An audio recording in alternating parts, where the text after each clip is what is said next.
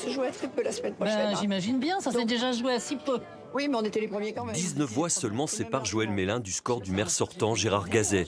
La candidate du Rassemblement national a créé la surprise au soir du premier tour des élections municipales d'Aubagne. La députée mise sur les abstentionnistes au second tour. Nos réserves de voix, bien entendu, sont les abstentionnistes, ça c'est l'usage, et bien entendu le fait que, ceux qui ont voté pour nous, d'ailleurs je les remercie en passant, que cela vienne bien entendu transformer l'essai, c'est évident. Et puis il y a une grosse réserve de voix de tous les Aubagnais indignés, mais indignés. Les Aubagnais sont fatigués de ces espèces d'alliances contre nature qui ont fait tant de mal à l'Assemblée nationale et que l'on voit aujourd'hui sur Aubagne. La candidate d'extrême droite pointe l'union de la gauche et du centre. Allez, tout à l'heure. Jean-Pierre Squillari représente l'union de la gauche sans LFI. Il fait 25% au premier tour. Il fusionne avec Giovanni Schipani. Ce dernier, représentant du centre, a fait de son côté 16%. Si l'on compare les programmes, je ne dis pas qu'ils sont copiés-collés, mais il y a de grandes similitudes.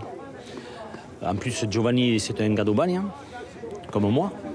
On connaît les problèmes et on sait de quoi on parle.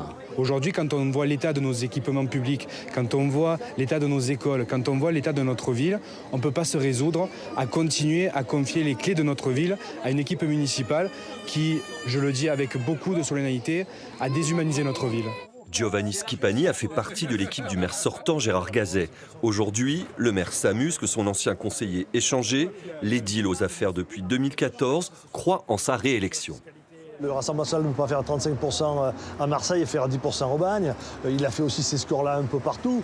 Ce qui a été un peu plus délicat pour nous sur Aubagne, enfin pour moi en tout cas, c'est que j'avais deux listes dissidentes donc, qui ont fait qu'on n'a pas pu faire un score important, ou suffisant en tout cas, pour un premier tour. Et donc maintenant, en ayant l'union avec la liste dissidente de M. Salem, qui était un de mes anciens adjoints au maire et qu'on va se retrouver au deuxième tour, on a vraiment toutes les chances de gagner cette élection.